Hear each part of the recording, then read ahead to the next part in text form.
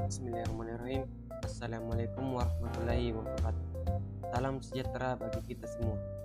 Pertama-tama, perkenalkan nama saya Musmiyadi dengan NIM yaitu 2002045000003 di kelas PTE 01 Universitas Negeri Makassar.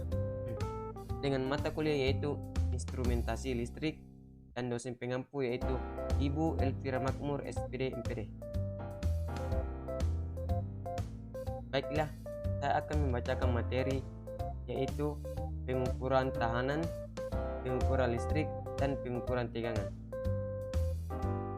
1. Pengukuran tahanan. Pengukuran tahanan terbagi atas 3, yaitu tahanan rendah, tahanan medium, dan tahanan tinggi. Tahanan rendah. Tahanan rendah yaitu tahanan yang bernilai lebih kecil dari 1 ohm. Pengukuran ini harus dilakukan dengan ketelitian yang cukup tinggi. Hal ini dilaksanakan karena nilai tahanan yang diukur sangat kecil.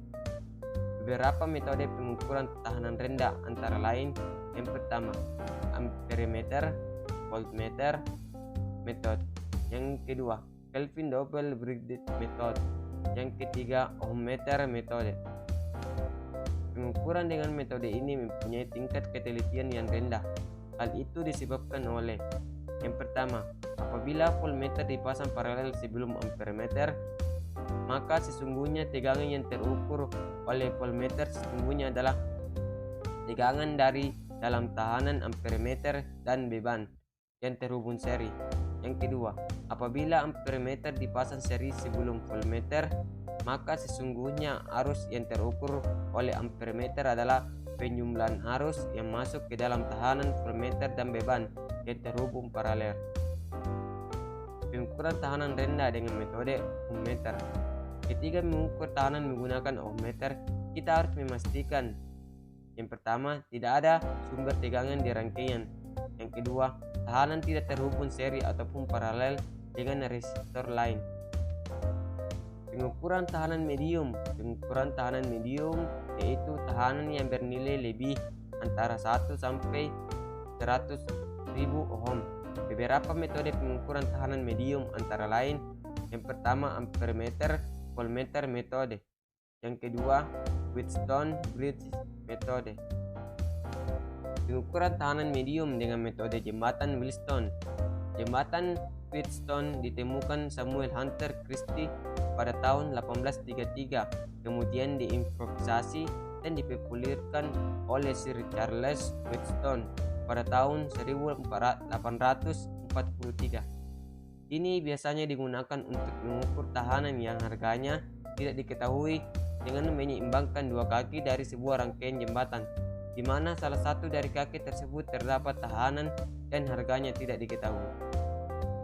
Pengukuran tahanan tinggi. Seringkali pada pengukuran tahanan rendah, tahanan dari penghantar-penghantar gaya gerak listrik termis adalah sumber kesalahan utama. Tetapi pada pengukuran tahanan tinggi yang jadi masalah adalah arus-arus bocor. Sehingga cara-cara untuk memperoleh pengukuran yang akurat pun berbeda-beda. Untuk mengukur tahanan tinggi digunakan alat yang disebut dengan mega ohmmeter.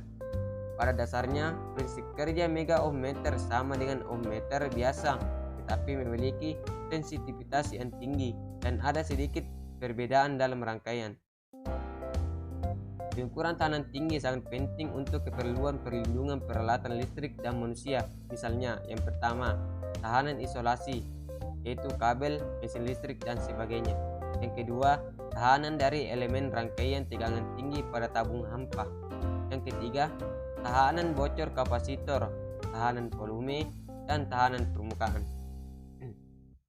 Pengukuran tahanan tinggi dengan direct deflection metode yaitu dengan memberikan tegangan pada bahan isolasi dan kemudian mengukur arusnya dengan menggunakan galvanometer. Harga tahanannya dihitung menggunakan hukum Ohm. Cara mengukur tegangan listrik pada rangkaian seri. Yang pertama, rakit atau pasang semua komponen resistor R1, R2, dan R3 seperti gambar di bawah pada PCB atau pada breadboard atau project board. 2. Hubungkan dengan adaptor atau power supply DC 15 volt. Yang ketiga, siapkan alat ukur multimeter. Yang keempat, nyalakan power supply. Yang kelima, atur selektor pada multimeter agar berada pada posisi voltmeter dengan skala yang benar. Pengaturan skala yang salah pada multimeter analog dapat merusak alat ukur tersebut karena jarum penunjuk akan bergerak terlalu cepat. Yang keenam, ukur tegangan di R2 di mana probe positif ditempelkan pada kaki R2 yang paling dekat dengan tegangan sumber positif dan probe negatif harus diletakkan pada kaki R2 yang paling dekat dengan sumber tegangan negatif. Jika menggunakan multimeter analog, kondisi ini jangan sampai terbalik karena dapat mengakibatkan kerusakan pada alat ukur. Yang ketujuh, lihat hasil pengukuran yang ditunjukkan oleh jarum penunjuk atau pada display digit angka jika menggunakan multimeter digital. Yang kedelapan, catat hasilnya dan bandingkan dengan hasil perhitungan. Ini adalah gambarnya yang ada di samping. Bisa kita lihat. Cara mengukur arus listrik pada rangkaian seri. Yang pertama, putuskan jalur penghubung rangkaian seperti pada gambar di bawah atau di antara R1 dan R2. Siapkan alat ukur analog dan digital. Khusus alat ukur analog, penempatan probe positif dan probe negatif tidak boleh terbalik. Yang ketiga, atur selektor multimeter agar berada pada posisi ampermeter dengan skala yang benar. Pengaturan skala yang terlalu kecil pada multimeter analog dapat merusak alat ukur tersebut karena melewati batas maksimal atau range yang diperbolehkan. Yang keempat, letakkan probe positif pada salah satu hubungan yang diputus tadi yang paling dekat dengan sumber tegangan positif, dan probe negatif diletakkan pada sisi yang lainnya.